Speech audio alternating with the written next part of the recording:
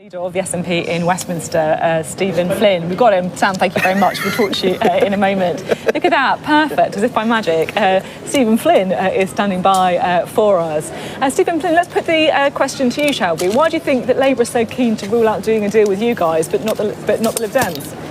Well, firstly, Sophie, I did enjoy the discussion you were having with the Labour representative there about how their fiscal rules are different to the Tories, and they couldn't spell out why, because they're both wedded to £18 billion of public sector cuts, which of course will lead to austerity. But when it comes to why the Labour Party won't work or doesn't want to work with the SNP, it's because we would be their conscience. We would say that we want to be in the single market, we would say that we want increased migration, we would say that we want more investment in net zero, and of course we would be against that austerity agenda. But I guess the thing that terrifies them the most about the Scottish National Party is that we believe that the people of Scotland should have a choice over its own future. The Labour Party disagree.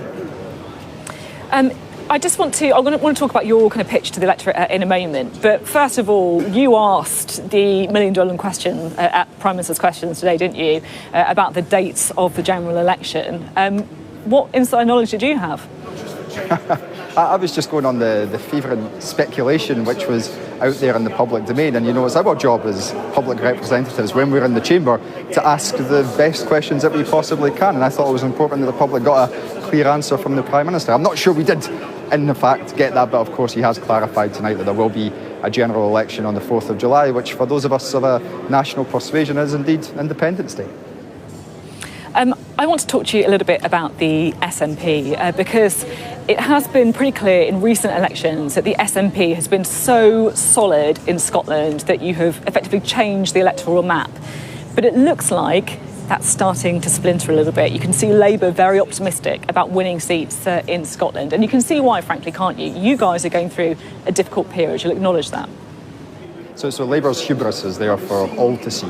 But there's one thing about the Scottish National Party right now, and that is the fact that we are under new leadership. We have the most trusted and the most important person in charge of our party right now, and that is John Swinney. Someone who's fully focused on the economy and making sure that we deal with the challenges that we face. Someone who's fully focused on the NHS and the challenges that we face. And of course, someone who for very many years now has campaigned for Scotland to be an independent nation. The public trust him, and that gives me a significant amount of confidence because, as we all know, the public vote for politicians that they trust.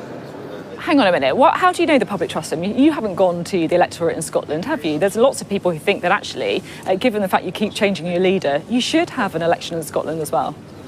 I'll tell you why the public trust John Swinney, because he's been elected at every single election since 1997, and he's held almost every single he call an high election office. As well?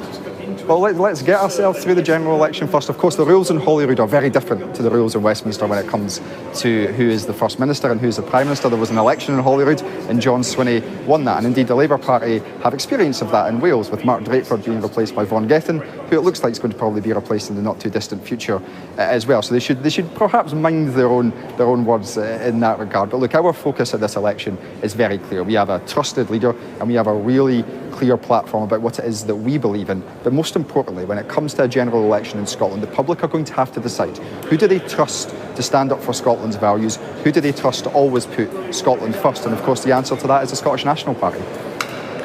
I'm just going to ask another question because, look, we've seen the polling. We've seen, as you would describe it, Labour's hubris, as others would describe it, Labour's optimism about taking seats in Scotland.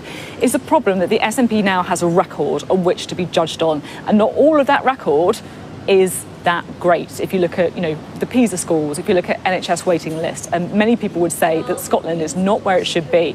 And of course, you've had recent scandals as well with the former chief executive.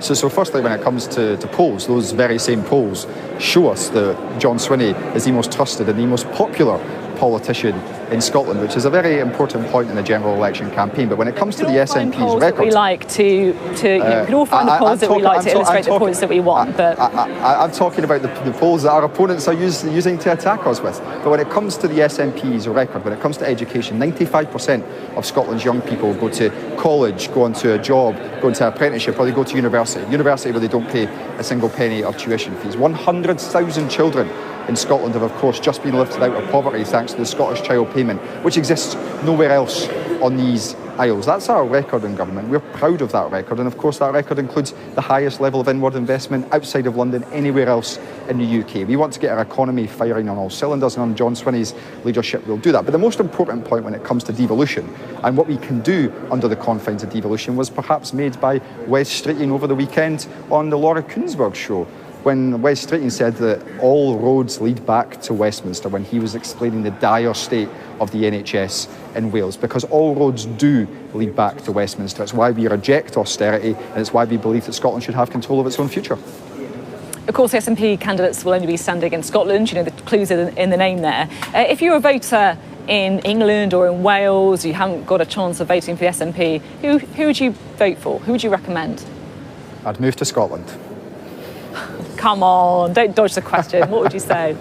If I was in Wales, I would vote for Plaid Cymru. If I was in England, I would certainly be jumping on a train and making sure that I was registered to vote elsewhere. I couldn't vote. I'm afraid I couldn't vote. For the very reasons that were laid out earlier, I couldn't vote for the Labour Party because it backs £18 billion of public sector cuts. It's chosen to walk away from its green commitments. It now doesn't want to be part of the single market in Europe, and it will deny the people of Scotland a choice over its own future. That's not change. That's the very same thing that we have at the moment. That's not good enough for the people of Scotland. I believe we can do so much better, but the only way to do that, of course, is to vote SNP. OK, thank you very much indeed. Stephen Flynn, the SNP leader in Westminster.